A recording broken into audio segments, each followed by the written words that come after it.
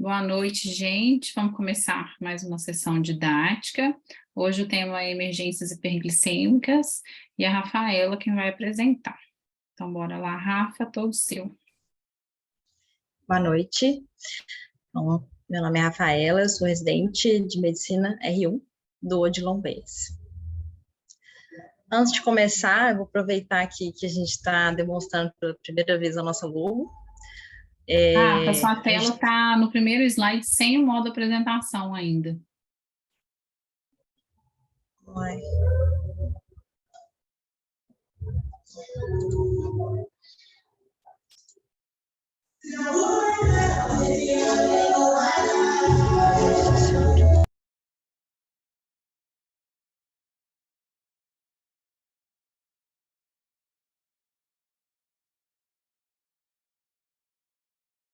Agora, foi? Foi. Agora, isso, tá certinho. Tá, então, estava falando. O nosso símbolo que eu vou aproveitar para apresentar, nossa logo da medicina de emergência do Odilon. A gente uniu o símbolo do Odilon, essa cruz, com o bastão do esculápio, né, da medicina, a cruz de 6 pontas, e o símbolo da compaixão, para representar os nossos valores da residência, demonstrando uma humanização maior, nossa preocupação como um todo com os nossos pacientes. Então, a gente juntou a cor vermelha da emergência com o laranja do Odilon, ficou essa cor aqui, e aí, essa então a nossa logo. E quem tiver interesse, quem quiser fazer a sua própria logo, foi Letícia Fernandes, a nossa designer, que preparou.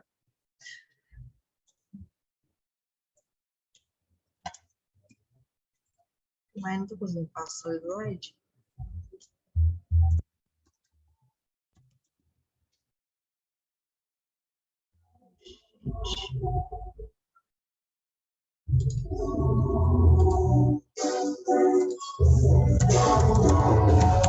Não passa?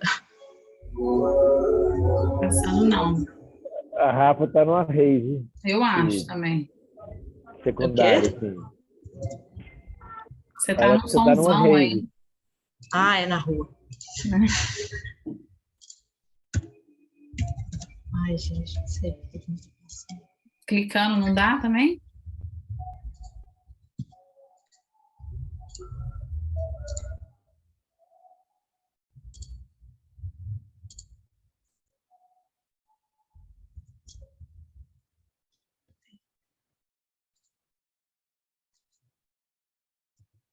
Agora foi? Ainda não. Oh, meu Deus. Rafa, você tem uma versão PDF da sua aula? Não. Quando a minha isso? travou, eu usei a versão PDF e aí deu certo, porque às vezes o arquivo está muito pesado e a internet não ajuda, mas... Estou salvando aqui o PDF, gente, rapidinho. Ver se dá certo.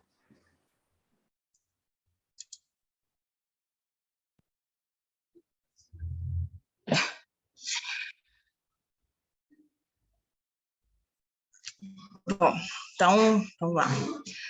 Os objetivos da aula de hoje, então, vão ser entender as principais emergências hiperglicêmicas, quais que vão ser os fatores precipitantes, os principais, a gente conseguir diferenciar pelos achados clínicos, sabermos os principais exames, quais precisamos pedir, e se esses resultados são confiáveis ou não. Vamos falar também das estratégias de tratamento, e um ponto importante, que é pouco falado, que é quando podemos dar alta para esses pacientes. Então, para a gente entender um pouquinho como que acontece cada uma delas, vou falar primeiro, então, da cetoacidose. A gente vai ter um paciente com alguma infecção, algum estresse, ou até o uso inadequado da insulina, depois a gente vai falar melhor sobre outros fatores precipitantes. Esse paciente, ele vai ter uma alteração no seu metabolismo. Então, vai ter uma deficiência da insulina, e para o organismo tentar melhorar, tentar estabilizar isso, ele vai aumentar a produção de hormônios contrarreguladores. as catecolaminas, hormônio de crescimento, cortisol, vai aumentar isso, e então o glucagon vai ser aumentado para tentar melhorar, equilibrar isso tudo que está acontecendo no organismo. O glucagon, ele vai fazer o quê? Vai entender que o nosso organismo não tem glicose dentro da célula, então vai aumentar cada vez mais a gliconeogênese e a glicogenólise, ficando um ciclo, né, cada vez maior de hiperglicemia no organismo. Junto a isso, também vai ter a lipólise, o aumento da lipólise, porque ainda não vai ter glicose suficiente para dar energia para o nosso corpo dentro da célula. Então, vai acionar outra via de produção de energia, então, pelos ácidos graxos, vai ter a maior produção de corpos cetônicos. Então, juntando a cetonemia desses pacientes com a hiperglicemia aumentada, vai ter uma hipovolemia muito grande, devido à diurese que o nosso organismo vai iniciar. Para tentar diminuir a cetonemia e a hiperglicemia, a diurese osmótica vai ser aumentada, então vai ter essa hipovolemia e uma perda de eletrólitos muito grande. Na fisiopatologia do estado hiperosmolar, hiperglicêmico, a gente vai ter uma infecção também, um estresse, e vai acontecer a mesma coisa praticamente. Então, uma alteração do metabolismo, uma deficiência na insulina, mas essa deficiência ela não vai ser tanto quanto na cetoacidose. Então, não vai ter aquela produção da via alternativa à produção de corpos cetônicos, então esse paciente não vai estar com uma cetonemia importante, mas vai ter uma descompensação da glicemia muito grande também. E vai ter, da mesma forma, uma gliconeogênese, uma glicogenólise aumentada, gerando essa diurese osmótica muito importante. Então, esse paciente vai ter até maiores níveis de desidratação do que na cetoacidose diabética. E aí, acho que eu pulei esse slide. Então, essas duas emergências hiperglicêmicas que nós vamos falar hoje, a cetoacidose e o estado hiperosmolar. Entre 10 pacientes que são internados no hospital com diabetes, um deles vai estar com uma dessas emergências. É muito importante a gente saber tratar, a gente entender essa fisiopatologia dessas doenças, saber quais são os fatores principais para tratar, porque a mortalidade é até um pouco reduzida, assim, menor na cetoacidose, menor que 3%, mas no estado hiperosmolar ela é acima de 10 vezes o número da cetoacidose. Então, é muito importante. As definições vão ser, então, da cetoacidose, uma glicemia maior que 250, um pH menor que 7,3 e uma cetonemia positiva. Já no estado hiperosmolar, hiperglicêmico, uma glicemia maior que 600 pela diretriz americana e maior que 540 pela diretriz britânica. A osmolaridade maior que 320 e um pH maior que 7,3. Então, não vai estar uma acidemia. E a gente tem essa tabela que a gente consegue diferenciar também os tipos de cetoacidose. Então, temos uma leve, moderada e uma grave. A gente pode diferenciar pelo pH, né? Pelo bicarbonato, também que vai estar menor, cada vez menor na cetoacidose grave. Pelo anion gap, a gente consegue também diferenciar. E pelo nível de consciência. Quanto mais desidratado esse paciente estiver, maior vai ser os níveis, né? O estupor, coma, que pode aparecer. E é muito mais evidente essa desidratação no quadro de estado hiperosmolar glicêmico, porque esse paciente vai estar com uma desidratação bem mais evidente. Os fatores precipitantes, então, os processos infecciosos, eles vão ser os principais. Então, entre 30% e 50% dos casos de cetoacidose vão ser por infecção, e 30% a 60% dos casos no estado hiperosmolar também por infecção. E aí pode ser sepse, infecções de foco pulmonar, pode ser gastrointestinais, qualquer tipo de infecção pode alterar o metabolismo, igual a gente conversou. E 20% a 30% dos pacientes diabéticos tipo 1 podem ter uma má aderência ou uma descontinuação do tratamento e ter alguma emergência hiperglicêmica. 15% a 20% dos casos vão ser de primeira descompensação diabética, é muito comum diabetes tipo 1 também. E doenças cerebrovasculares, isquêmicas, né, infarto agudo miocárdico, enquadram entre esses outros fatores. Também podemos ter trombolise pulmonar, isquemia mesentérica, usos de algumas medicações, como beta-bloqueadores, corticoides, crises tireotóxicas também podem causar essas alterações no metabolismo. Os achados clínicos. A cetoacidose, ela vai ser um quadro que é mais comum em jovens, entre 20 a 29 anos. Tanto que ela é uma descompensação mais encontrada em pacientes com diabetes tipo 1, diabetes tipo 1. Já o estado hiperosmolar é uma doença comum em maiores de 50 anos. Também por ser uma doença mais frequente em diabetes mellitus do tipo 2. A instalação vai ser mais abrupta na cetoacidose diabética, se comparada ao estado hiperosmolar. Por quê? Na cetoacidose vai ter esse quadro de acidose, acetonemia presente. E isso é abrupto, porque a descompensação mesmo da glicemia, ela é uma coisa mais insidiosa mesmo. Então, a pessoa pode estar ali já desidratando, com todos os poliúria, polidicias, há dias, mas a acetonemia, ela é abrupta. Sinais de desidratação vão ter nos dois, mas o estado hiperosmolar vai ser mais intenso, esse paciente pode chegar mesmo a estupor e coma. Na cetoacidose, vai ter um diferencial que são dores abdominais, vômitos, são muito comuns, porque vai ter um aumento de prostaglandina por causa dessa cetonemia, e esses pacientes vão ter vasoconstrição, gerando isso, essas dores, esses vômitos, náuseas, muito comum. A taquipneia, também uma demonstração dessa tentativa de adaptação, de compensação da cetonemia, da acidose, então vai ser demonstrada pela respiração de Kussmaul.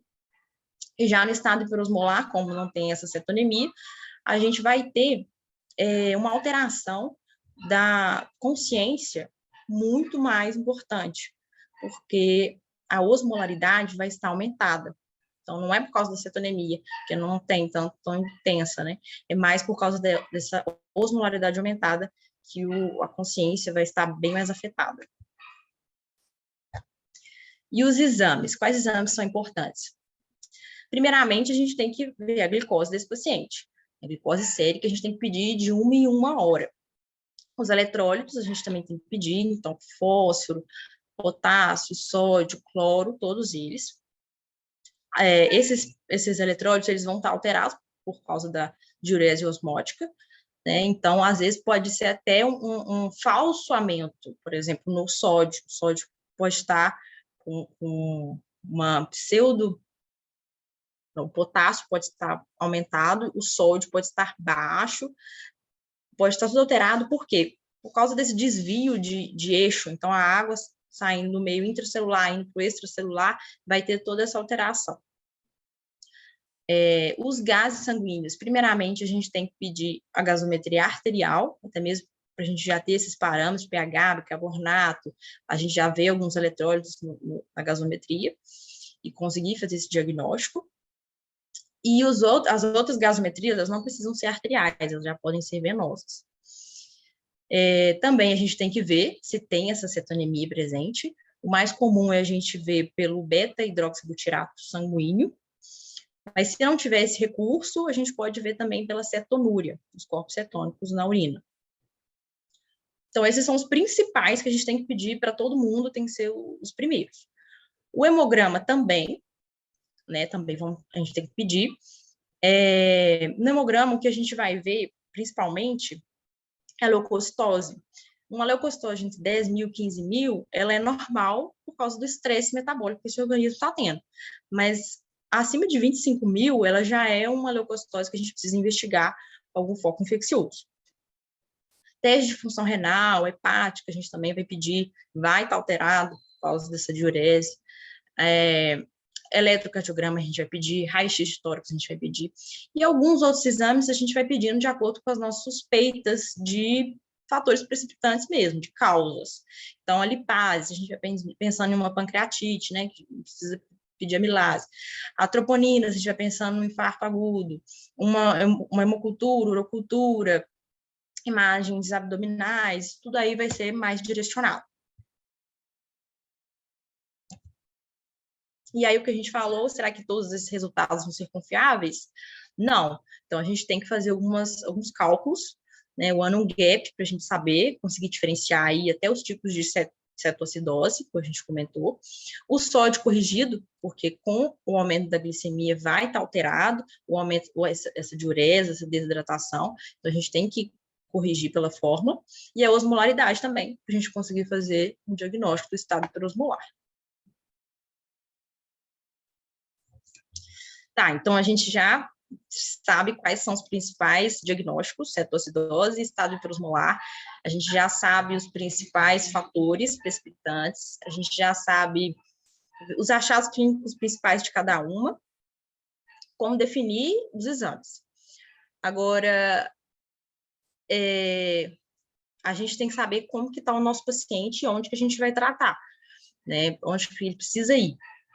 Se ele tiver com uma saturação baixa, tiver com bicarbonato muito baixo, abaixo de 5, um pH menor que 7,1, uma hipocalemia muito importante, um estado neurológico muito rebaixado, hipotenso, muito instável, a gente vai considerar tratar esse paciente em terapia intensiva. Né? Isso daí tem que ficar atento também. O tratamento desses pacientes, então, os objetivos. Primeiramente, a gente tem que restaurar esse volume intravascular que vai estar alterado. Então, estabilizar primeiro hemodinamicamente esse paciente. Depois, a gente vai prevenir, corrigir alguma anormalidade eletrolítica, corrigir a hiperglicemia em si, e se tiver cetoacidose, alguma acidose, a gente vai corrigir também. Tudo junto, tudo associado ali. Então, a primeira fase, né, vai ser, o primeiro ponto, a hidratação. Na primeira fase de hidratação, a gente vai repor para melhorar a volemia daquele paciente. Então, 1 litro a 1,5 litro, 15 a 20 ml quilo hora, pode ser cloreto de sódio 0,9% mesmo. Agora, isso vai depender também do nível de desidratação que esse paciente se encontra. Então, se for um estado hiperosmolar, que o paciente está muito desidratado, muito instável, a gente pode repor 6 litros, 10 litros de cloreto de sódio até ele se estabilizar. Né? Isso aí vai muito de cada caso. Na segunda fase, a gente já vai calcular de acordo com o sódio que a gente fez naquele cálculo, naquela fórmula. Então, se o sódio dele estiver alto ou normal, a gente já pode colocar um cloreto de sódio a 0,45%, deixar 250 a 500 ml hora, e já vai estar hidratando o paciente. Se estiver baixo o sódio, aí a gente pode manter a 0,9% mesmo, na mesma velocidade. O mais importante dessa hidratação é que só a hidratação, ela já ajuda a reduzir 12% da glicemia. Ela já abaixa 12%, isoladamente, só de estar hidratando o paciente. Então, é o fator mais importante. O potássio, se ele estiver baixo, a gente vai repor. Então, menor que 3,3, a gente vai repor 25 mEq em 1 litro, em cloreto 0,9%, vai repetindo a dosagem. E se tiver entre 3,3 e 5, 25 mEq a cada litro de cloreto de sódio, e a gente vai dosar entre 2 a 4 horas. Acima de 5 não precisa repor. Então, começando aqui o tratamento da insulinoterapia, a gente tem 2 alternativas, de acordo com o consenso americano. A gente pode introduzir, ou a gente fazer um bolus de 0,1 unidades por quilo de insulina regular, e depois 0,1 unidade quilo-hora de insulina em bomba de infusão, ou se não, se a gente não quiser fazer o bolus, a gente pode colocar 0,14 unidade quilo-hora venosa em infusão contínua. Temos essas 2 alternativas. Uma opção de diluição que eu coloquei aqui do lado, são 50 unidades de insulina regular em 250 de cloreto de sódio a 0,9%, aí 5 ml, a cada 5 ml dá 1 unidade. Então, fica mais fácil da gente conseguir fazer os cálculos. Então, a gente vai manter nesse esquema e depois da primeira hora a gente vai ver a glicemia, né? Que tem que medir de 1 em 1 hora. E aí, tem que cair quanto? Tem que cair 10% pelo menos. Então, 50 a 75 miligramas por decilitro tem que cair na primeira hora. Se não cair, esse esperado, a gente também tem duas alternativas. A gente ou vai aumentando a infusão a cada hora até que tenha um declínio constante dessa glicose, ou a gente vai fazer aquela alternativa de colocar 0,14 unidade quilo, mas fazer um bolos e depois voltar à infusão contínua que estava antes, a mesma dosagem. Temos essas duas opções. Então, a gente vai continuar a infusão até que a glicose fique entre 200 e 300. Quando chegar nesse valor, a gente vai começar a reduzir a insulina contínua, a 0,02 ou a 0,05 unidade quilo-hora. E nesse momento, é muito importante a gente lembrar, quando a gente esquece, de adicionar a glicose. Então, a gente tem que começar a colocar, pode até fazer um novo fluido, né, trocar esses fluidos, esse esquema, e colocar um sódio 0,45%, com glicose, 5%, e deixar 150, 250 ml hora, para garantir que esse paciente não vai também piorar e ficar com uma hipoglicemia. E aí a gente vai mantendo essa manutenção da insulinoterapia mais baixa, até a glicose sérica ficar entre 150 e 200. Nisso a gente vai imaginar que a emergência hiperglicêmica já está sendo resolvida. E quanto que a gente pode tirar, então, da bomba de infusão? De acordo com a diretriz britânica, se a gente quiser parar a bomba de infusão, 1 hora antes ou 2 horas antes, a gente tem que começar uma insulina subcutânea. Se você optar por 1 hora antes, então você vai colocar uma insulina regular mesmo, de ação rápida. E aí eles recomendam que é importante o paciente estar alerta, você dá uma alimentação para ele, e aí 1 hora depois você pode tirar da bomba de infusão e começar deixar só as subcutâneas mesmo. Agora, se você preferir pela insulina basal, a NPH, 2 horas antes de interromper a bomba de infusão. E aí, se o paciente já fazia uso dessa insulina basal, você pode manter a dosagem que ele utilizava, que controlava os níveis de glicose dele, senão você vai fazer a dosagem de múltiplas injeções, fazer o cálculo para ele certinho.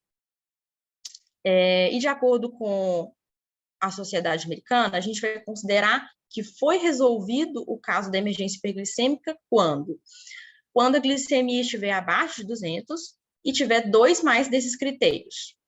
Bicarbonato maior ou igual a 15, pH maior que 7,3 e o anion gap menor ou igual a 12. Então, isso aqui já vai ter resolvido a emergência hiperglicêmica.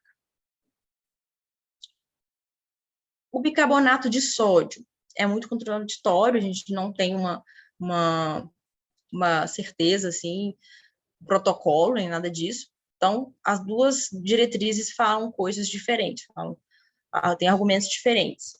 Então, a diretriz americana, ela argumenta que pH abaixo de 6,9, a gente deve repor, sim, o bicarbonato de sódio. Então, aí a gente vai colocar 100 mEq, bicarbonato de 400 ml de água com MEC, e pode colocar, né, cloreto de potássio a 200 ml hora por 2 horas. Vai repetindo a cada 2 horas até que o pH fique maior que 7, maior ou igual a 7. Monitorando o potássio ao mesmo tempo. Então, isso é o que a diretriz americana fala. Já a diretriz britânica fala que não tem necessidade da gente repor o bicarbonato, porque não vai ser o bicarbonato que vai resolver essa acidose. E existem alguns efeitos adversos importantes que a gente tem que levar em consideração o risco-benefício dessa reposição. Então, a gente pode gerar um edema cerebral em adultos jovens, em crianças, uma diminuição de captação de oxigênio em tecido. Então, isso tudo tem que ser bem balanceado e bem pensado antes de repor. O fosfato e o magnésio, eles também não são rotineiramente repostos. O magnésio, só se ele tivesse menor que 1,2, ou com alguns sintomas de hipomagnesemia, né, tremor, convulsão, algum espasmo, aí você vai repor. E o fosfato a mesma coisa, se estiver abaixo de 1, então fosfato bem baixo, aí você vai substituir, ao invés de colocar o cloreto de potássio na reposição que você faria, você faz fosfato de potássio, que você já vai estar repondo os dois. E a tromboprofilaxia? Precisa fazer para esses pacientes? No estado hiperosmolar, precisa, porque é um padrão protrombótico. Então, a gente tem indicações de fazer, sim, uma tromboprofilaxia para esses pacientes, e também considerar estender essa profilaxia além da hospitalização, se o paciente tiver algum fator de risco, né, para tromboembolismo. As complicações que a gente vê, então, são todas por uma descompensação hidroeletrolítica, essa diurese osmótica muito aumentada, essa hiperglicemia aumentada. Então, o quadro protrombótico também favorece a essas complicações. TEP, infarto do miocárdio, com edema pulmonar, a hipoglicemia, até pelo tratamento, às vezes, né, assim, mais intenso, sem manejo adequado, convulsões, hipercalemia, edema cerebral. Então, são muitas complicações que a gente tem que atentar e tem que fazer um tratamento muito bem feito. Tem um passo a passo, a gente fazer tudo certinho, seguir a ordem, pensando em primeiro estabilizar esse paciente, para depois ir mantendo e reduzindo com calma essa glicemia, que vai dar certo. Tá, então o nosso paciente já saiu da acidose, ele já está com bicarbonato no nível bom, já não está mais acidótico, né? O annual gap está normal, glicemias controladas, já saiu da bomba de infusão, já está com uma insulina subcutânea, cada 1 ou 2 horas, está alerta, ele está conversando, está estável. Aí pode dar alta? Já vamos dar alta para esse paciente? Não, ainda não. Por que ele está ali? A gente tem que investigar e corrigir as possíveis causas dessa emergência hiperglicêmica. Isso é muito importante. Então, daqui a 2 dias, 2 semanas, ele está lá de novo, né? E esse paciente, para a gente dar alta para ele tem que estar entendendo o que aconteceu com ele. Porque muitas vezes o paciente nem sabe o que é isso, não sabe o que é aquilo. Ele vai no outro dia, amanhã, no posto, você fala para ele no posto, mas ele não sabe falar o que ele teve. Não levou o papel da alta. Então, ele tem que entender bem o quadro dele, o que está acontecendo, e ele tem que ter condições de manter esse tratamento fora do ambiente hospitalar. Não é simplesmente corrigir o quadro e tudo certo. E as recomendações, elas já são até mesmo fora da sala de emergência, né? Mas é importante a gente saber que se você estiver num ambiente que não é bem diferenciado, sala de emergência ou não, e se não tem vaga lá fora e você vai ter que dar alta para esse paciente, a gente tem que saber essas recomendações também, que são importantes.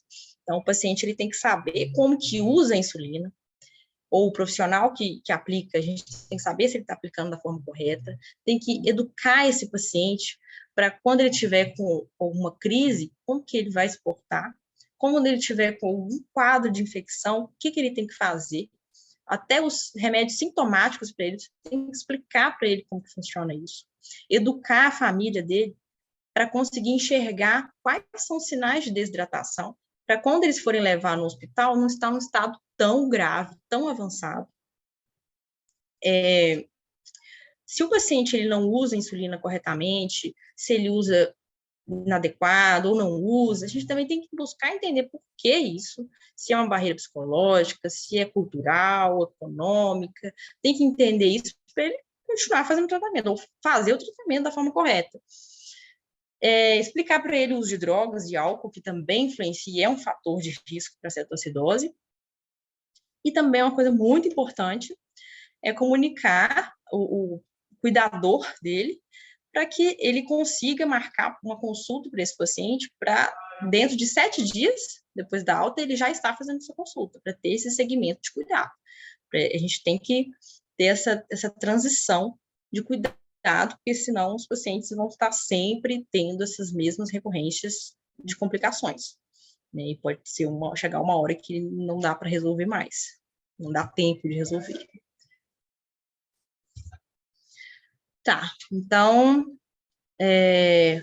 conseguimos entender hoje as principais emergências, os principais diagnósticos, os principais fatores precipitantes. Chegar um paciente na sala de emergência, a gente vai saber diagnosticar, vai saber os exames que tem que pedir e saber que aquilo ali é uma emergência que a gente tem que tratar ali. E se a gente se depara com um paciente que está com uma hiperglicemia de 650, por exemplo, e fez a gasometria arterial dele, e ele não se encaixa em nenhum diagnóstico desse que a gente conversou hoje. Então, ele não está com estado hiperosmolar, ele não tem cetoacidose. E aí? Ele precisa continuar na sala de emergência ou não? Esse paciente, a gente pode dar alta para ele, só corrigir a glicemia, ir embora ou não? E isso a gente tem que pensar, porque isso também acontece. Esse paciente, ele estando só com uma hiperglicemia, primeiro a gente tem que entender se é só uma hiperglicemia mesmo. Então, a gente pode sim manejar esse paciente, mas realmente ele não tem critério de ficar em sala de emergência. A gente pode pedir exame para ele, para ver se ele tem uma infecção associada? Podemos. A gente pode hidratar esse paciente, mesmo ele não estando com sinais de desidratação? Podemos, porque a gente já viu que esse paciente, que a hidratação, qualquer paciente com hiperglicemia, ela ajuda a reduzir 12% só de estar hidratando o paciente.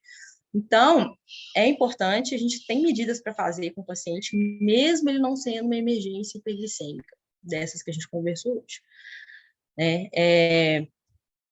A Nath pediu para demonstrar esse fluxo aqui para vocês, o fluxo que ela está fazendo aqui para divulgar para a sala de emergência mesmo, que é a hiperglicemia sem critérios de sala de emergência. Então, é isso que eu falei agora. O paciente que você fez a gasometria dele, viu que ele não está com cetoacidose, não está com nada, você pode sim dar alta para ele, da sala de emergência, mas você tem que avaliar outras coisas, você tem que entender, contextualizar esse paciente. Realmente é só uma hiperglicemia? Então, você pode hidratar, você pode reduzir essa glicemia dele com uma insulina, mas não precisa ser uma insulina em bomba. Realmente, não precisa. Então, depois que você descartou as emergências, as urgências, não tem nada, né, não tem infecção, você pediu a revisão para ele ali, hidratou, corrigiu a glicemia, aí você vai transferir o cuidado dele. Não é só dar alta também, não. Então, aí você vai transferir esse paciente. Então, você vai encaminhar para um cuidado primário, vai aconselhar, vai ajustar. Então, é a mesma coisa de uma crise hipertensiva. Às vezes, em UPA, né, assim, em algum atendimento, a gente só corrige a pressão e manda embora para casa.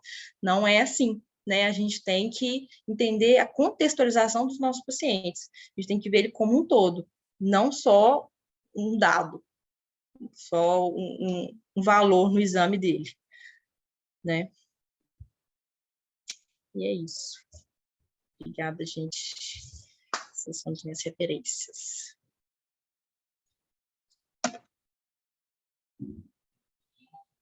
Muito bem, Rafa.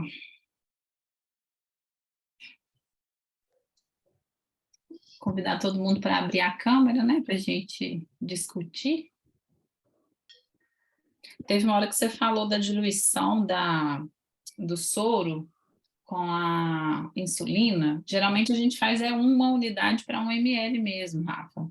Fica mais fácil, sabe? Raciocinar. Você colocou 250 com 50 para unidades. 50, é isso que eu vi na referência do... A gente faz 50, 50, e acho que no protocolo, inclusive, de controle glicêmico em cuidado crítico, que a gente ainda não liberou, mas está fazendo junto com a UCIA, tá 50, 50 mesmo, porque de tempo em tempo tem que balançar o sorinho, e aí se fizer 100 para 100 dá muito desperdício, e aí o valor da solução perde. Só queria colocar isso em consideração. Meninos, dúvidas, comentários? Ô, Rafa, beleza? Oi. Tranquilo.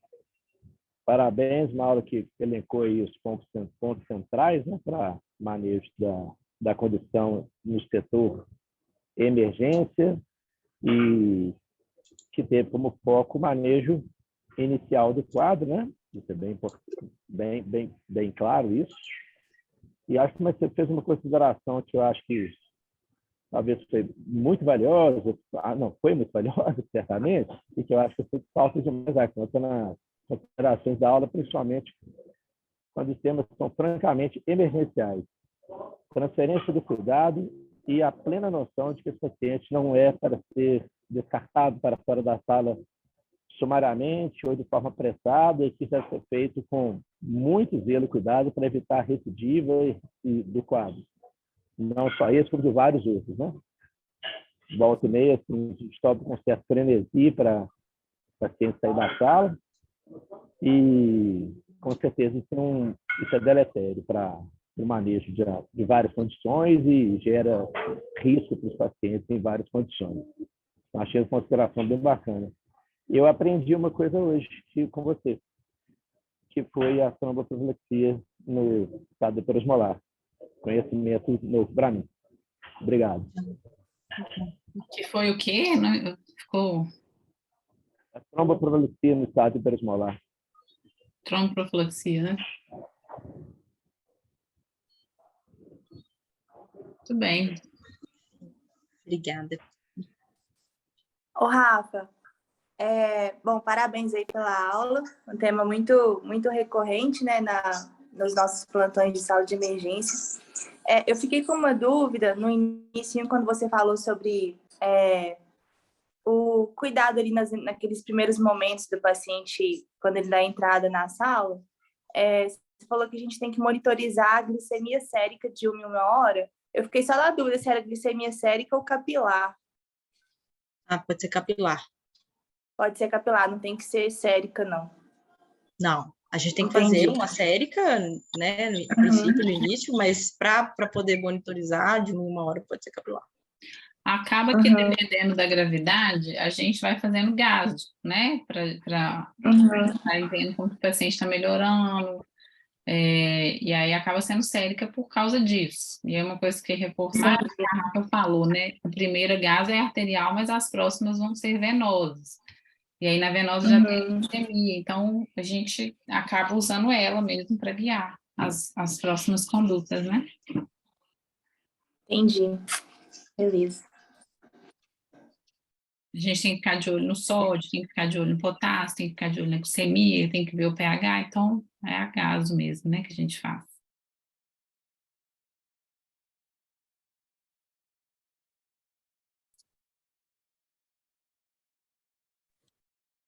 Oi, parabéns, Rafa, muito boa, viu, sua aula? Vou só pedir para você voltar no slide de admissão para CTI.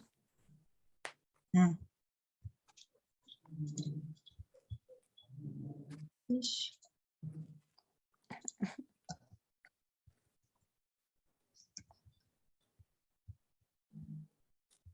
Aqui.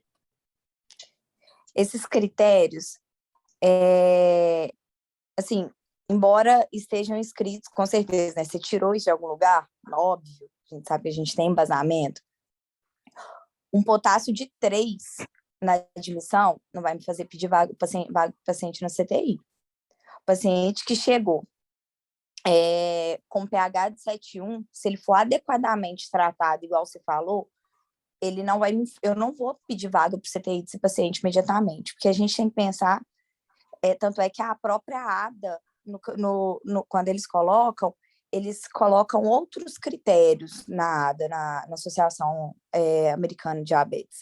Eles colocam algumas coisas que você sabe que, olhando o paciente, ele vai complicar. Por exemplo, o paciente já foi admitido com uma cetose muito grave, e aí realmente o bicarbonato eles colocam menor do que 5, o paciente que chegou desaturando, porque cetoacidose, se a gente for pensar no mecanismo fisiopatológico dela que você falou, nada faz o paciente saturar.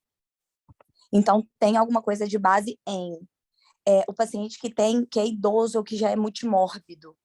Então, eles colocam algumas coisas mais clínicas, porque tem uma máxima que a Nath acho que já ouviu, porque se eu já ouvi, a Nath já ouviu. Paciente que é adequadamente tratado na sala de emergências por cetoacidose e você está pedindo vaga e você não resolveu em menos de 12 horas, duas coisas. Ou o paciente tem alguma coisa que está levando a cetoacidose que não deu tempo de ser tratada, ou não está sendo tratado, ou o paciente não foi adequadamente tratado. Porque é uma coisa que, se não tem a base, você tem que resolver. E aí, só porque, assim, são critérios muito genéricos para a gente falar. O paciente, às vezes, ele chega com pH de 7,09. Você vai fazer isso em 6 horas, o paciente está com pH de 7,3 na sua frente. E aí, o empenho que você gastou fazendo AIH para internar, para pedir vaga de transferir, para transferir esse paciente, você perdeu um tempo preciosíssimo, que era só para você estar tratando o paciente de forma adequada. Então, assim, isso são critérios se o paciente não apresentar melhora depois de uma estabilização inicial. Não é para olhar um paciente que está com pH com potagem de 3 e sair pedindo vaga de CTI para ele. Eu acho que é só para, obviamente, ter cautela. Uma coisa que o Daina coloca, que é do último consenso da ADA, que não tinha até então, porque a gente parou para estudar outro dia numa paciente que fez, eles pedem para todos os pacientes com cetoacidose que forem internados que seja pedido uma glicada na internação. Eu já tratei N cetoacidose, eu nunca pedi uma glicada na internação. Eu nunca tinha pedido. Porque ele te fala 3 coisas. Esse paciente não tinha o diagnóstico, e realmente ele chegou diabético. Esse paciente, ele era maltratado. Terceiro, esse paciente era muito bem tratado. Se aconteceu para ele estar com cetoacidose agora, tem algum trigger de base. E eles colocaram isso como uma recomendação forte. Eles usaram isso, inclusive, o grade falando forte. No lugar que a gente recebe o paciente, acho que vale a pena a gente atentar a isso. Uma terceira coisa que a gente esquece demais, que a Nath falou outro dia, Alice, porque tem que descer, porque o nosso aqui embaixo não está fazendo base access, não está fazendo onion gap. Só por que a gente precisa do base access do onion gap?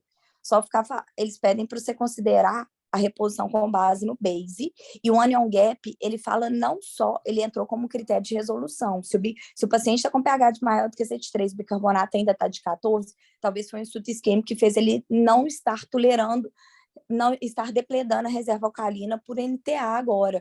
Então, se o anion gap normalizar, é critério de resolução. Isso é a última ADA também, isso está lá no Dyna. E tem mais uma coisa que a gente não dá.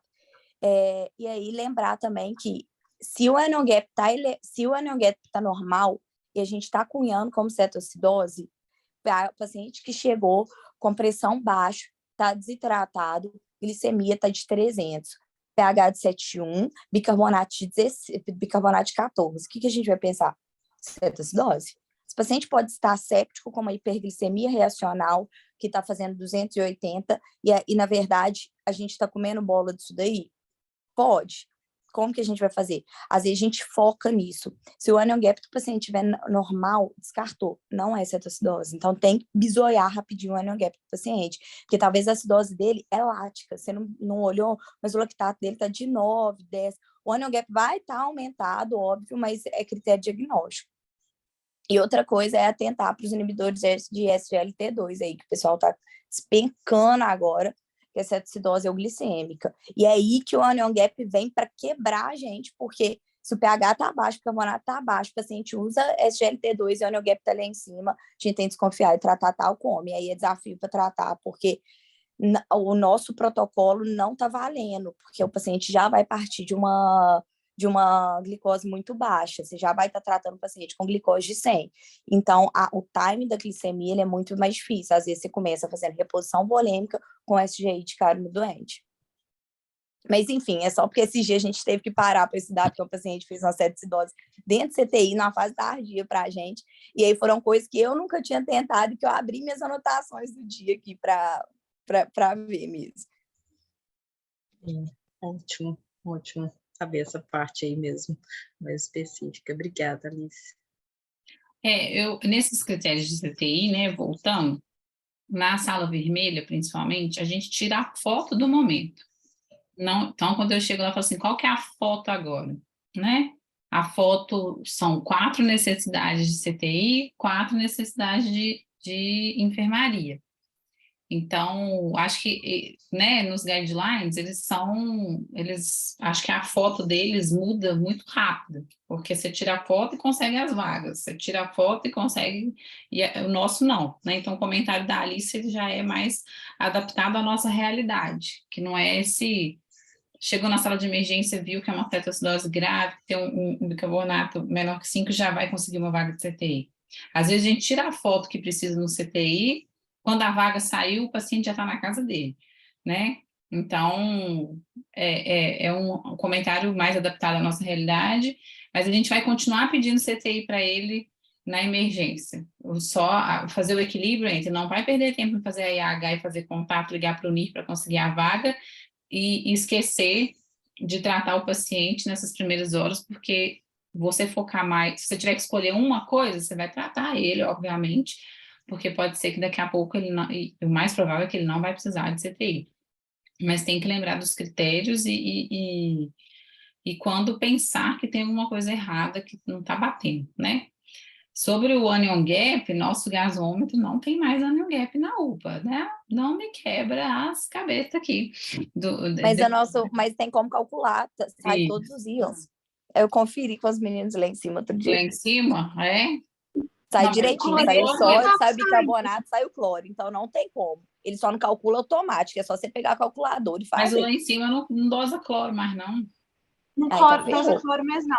A gente tentou dosar outro dia, não tem mais. O gasômetro, a gente teve uma discussão disso, né? Esqueci já quem que apresentou, e a gente concluiu que era ok ficar sem cloro lá em cima, porque tem cloro no Odilon. Então é só descer a Mas amostra. aí pede sérico, né? Desce a amostra vai atrasar um pouquinho, mas não muda a conduta, né? Porque esse manejo inicial vai ser igual. O que me traz, né, seu comentário, a gente falou um pouquinho no final dessas urgências hiperglicêmicas não emergências, né? Que tem muito esse caso. Chega uma glicemia HI na sala de emergência, o que o povo faz? Uma gaso, vê que não tem cetoacidose e manda lá para fora para o consultório atender. E aí, por isso que a gente está trazendo essa discussão hoje, né, dentro desse tema, porque acho que a gente pode fazer mais por esse paciente do que só colocar ele lá fora para os consultórios atender. E aí o comentário da Alice me ainda trouxe essa preocupação, né? Esses pacientes usando esses como é que chama? Esses remedinhos novos de diabetes. Oh, e essa semana eu descobri que tem 5 pessoas da minha família usando, então tá muito normal, tá, gente? E a galera não tá usando nem para emagrecer, né?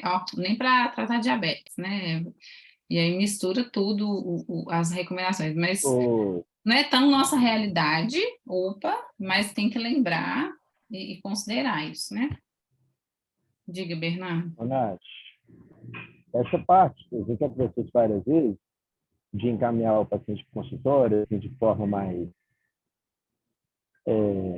intempestiva, ela é até um pouco inocente, porque esse paciente é o potencial retorno para a sala. Se você libera esse camarada para colocar uma ficha lá, ele vai demorar ainda um tempo para ser atendido. É óbvio que você vai fazer a correção inicial, prescrever uma hidratação, solicitar exame e encaminhar o cavalo para o consultório já devidamente tratado. Você não recebeu um camarada que era apenas hiperglicêmico, retornado 3 horas depois, eventualmente em CAD, como a gente já recebeu várias vezes, né? Então, essa noção de liberação da sala, aproveitando a aula, mas assim, são vários os cenários, né? É um mínimo necessário e a agilização da propedêutica do paciente lá dentro, a gente tem muita gente trabalhando junto, é fácil para a gente fazer isso. Lá fora é bem mais complicado. Então, faz parte de um trabalho de equipe pensando na unidade como um todo, que é o que ela é, né? Não no fragmentos. Ótimo comentário, Bernardo. Só vou te corrigir uma coisa. Nada é óbvio, né? Meu terapeuta ensinou isso, mandou eu tatuar aqui na parede de casa. Mas tanto não é óbvio que a gente precisou escrever um fluxo disso, de tanta gente que está recebendo paciente com hiperglicemia e tchau, não é cetoacidose, não precisa ficar aqui dentro da sala. Então, nós vamos aproveitar essa aula aqui da Rafa, que está gravado, que a gente está discutindo isso no final, para já liberar mais um fluxo aí de adequação de condutas inadequadas, né, para o paciente. Uma coisa que eu sempre tive dúvida é tirar a dúvida com você mesmo, Nath. O paciente que chega com glicemia high, normalmente que é diabético 2, aí chega com glicemia high, como que a gente sabe que não tem estado hiperosmolar? Pois é, de Que a cara, né? gente não tem ureia para olhar, para É, fazer osmolaridade. Então, eu sempre tive dúvida. Eu acabei que eu sempre retive esse paciente na sala até sair a ureia, eu tinha osmolaridade menor do que 320, eu dava alta para ele. Nesse meio tempo, ele estava hidratado com insulina corrigida. Então, eu sempre tive dificuldade, sabe? Mas eu não sei como funciona, assim, se tem algum jeito fácil para isso. então, na hora que a gente vai estudar estado hiperosmolar, que antes até tinha outro nome, né? Nos critérios diagnósticos, obrigatoriamente, academicamente falando, você tem que ter uma alteração neurológica, né, para você poder falar que é estado hiperosmolar. Porque senão É. todo mundo que chega com glicemia alta, a grande chance de você fazer cálculo de osmolaridade está alta, né? Mas aí eu acho que o que vai guiar é o Glasgow mesmo, sabe? Como que o paciente Porque vai não é funcionar. obrigatório, né? Às vezes o paciente só está desidratado na sua frente, nem os critérios da ADA novo trazem isso, não. Pois é, da parte neurológica, né? É, Isso não é coloca só uma. controverso mesmo. Da última vez que eu estudei, tinha lugar, não vou lembrar onde que foi, mas me deixou mais tranquila pensar no lado neurológico, porque senão nós vamos reter todo mundo mesmo, né? Não é só uma dúvida mesmo, porque eu sempre, porque o critério era gasométrico. Uhum. O que tem, assim, de estudo, até mandei para a Rafa, de que, mas aí é para alta, né? Que os valores de glicemia para alta, então vamos supor, às vezes chega um paciente com uma hiperglicemia, você fez revisão, não deu nada e só tá alto. O que eles recomendam que não faz diferença, né? Igual a gente tem um valor mágico que é elegante para você dar alta para o paciente, que é um paralelo mesmo com crise hipertensiva, né? Eu tenho que dar um captopril sublingual porque 19 é muito feio essa história que eu preferia ir embora com 15? Não, pelo amor de Deus, não. Para a glicemia está caminhando para essa resposta também. Não existe um valor elegante ou mais seguro. O que se parece é que, independente do valor, a chance do paciente voltar é igual. Não é o valor de alta que define se o paciente vai voltar ou não. Mas aí é outro cenário, né? Não é exatamente a pergunta que eu estou fazendo. O que é recomendado é que, pelo menos, que os números estejam aparecendo no glicosímetro. Se não estiver aparecendo, aí realmente não tem como você mover esse paciente de lugar e fica com ele quieto onde que está. Agora, se você está conseguindo ter um número, e aí vai depender de cada glicosímetro tem um valor máximo, né? Que não aparece HI, outra coisa. Aí, se você está vendo um número, dá para fazer essas medidas iniciais e alguém reavaliar no consultório. E aí, no consultório, se vem uma ureia e faz o cálculo de osmolaridade, e o paciente piorou, aí qualquer coisa ele vai ter que voltar mesmo, né? Nada é para sempre nesse fluxo, não. É mais para a gente não deixar, não, para a gente não perder aqueles que não estão fazendo nada, né? Tipo assim, pega a gasometria, não tem CAD, tchau, e não olha nem mais nada. E você já vai estar prevendo o estado perosmolar, pedindo as outras coisas e mandando ele lá para fora adiantado, né? Pode ser que daqui a pouco ele vai voltar e é um estado perosmolar, sim. Mas na prática, não sei, o Bernardo pode falar também. Dificilmente vai chegar um estado perosmolar sem ter na dica de nada, sabe? De neurológico. Não, é. Se não Sempre tiver, veio ele nem. cheio. Só que sempre chegam porque estão passando mal. Eu tô estranho, por isso que eu vim na UPA. Aí chegou, vai estar com a glicemia alta. Eles nunca chegam, eu tô dando um rolê, passei aqui na Lagoinha, vou lá porque minha É, glicemia tá alta. Aí, sabe, aí eu sempre tive essa dificuldade. Como não tem, assim, na hora que você olha lá no exame clínico racional, não tem algo que é muito sensível, que tem um LR muito bom e muito ruim para um LR muito bom para tanto para jogar para cima e para baixo para estado hiperosmolar. E aí eu nunca deixei, eu sempre retive o paciente. Mas é. aí é um erro que não pode acontecer. Meu era para mais. Pois é. Eu vou tentar resgatar. Eu pesquisei exatamente essa dúvida, não vou lembrar quando, estou ficando velha já que não lembro das coisas, mas o que me tranquilizou era neurológico, para te responder essa pergunta. Neurológico, ok, tranquilo. Neurológico ruim, fica quieta com ele na sala de emergência e retém mesmo, que você tem que descartar estado perosmolar. Eu acho que é bem por aí mesmo, Nath e Alicinha. O, um pouquinho, o mínimo que tem, vai te puxar para o lado e deixar esse cara na sala. Que seja uma levíssima frustração. Essa semana eu peguei um camarada que estava lá com glicemia de 650. Foi feita essa glicemia dele na classificação de risco, que ele informou ser diabético. O motivo da ida dele para a UPA foi um trauma torácico. Ele colidiu o tórax numa barra de ferro no serviço dele. Estava uma maravilha de cidadão, com uma gase mostrando o início de desidratação, que estava com uma taxa de 3 vezes de gás. Então, esse camarada ia ser feito uma transferência de cuidado, mas é acirradinho. Mas, assim, ele saiu da sala com prescrição de correção glicêmica, monitorização glicêmica, com correção pré-estipada, volume inicial, correção inicial, interconsulta com a clínica, passada verbalmente, interconsulta com a cirurgia passada verbalmente, ele desceu para avaliação cirúrgica, mas não precisou ficar na sala. Entendeu? Assim, a princípio. E depois eu acompanhei ele numa boa, ele se deu super bem pelo sistema, deu tudo certo. E o laboratório também foi coletado na sala. Então, ele desceu para resolver a queixa dele central, e ao retornar para a UPA, ele não precisou mais ir para a sala de emergência. Teve alta de consultório, com exames normais, uma nova gase normal, sem hiperlactatemia e com glicemia controlada. Acho que é um exemplo ilustrativo aqui de um parâmetro de glicemia bem alta que pode se dar bem se você fez uma intervenção precoce. Se não fosse o trauma torácico, o cara teria ficado na sala com você, com certeza, não é isso que você está falando? Se não fosse essa necessidade central do paciente, né, que era a imagem e a avaliação cirúrgica, era o cara que você teria deixado com você, que você ia falar, opa, 3,8 de lactato já me incomodou. Né? E aí você ia querer deixar esse cara com você. É isso mesmo.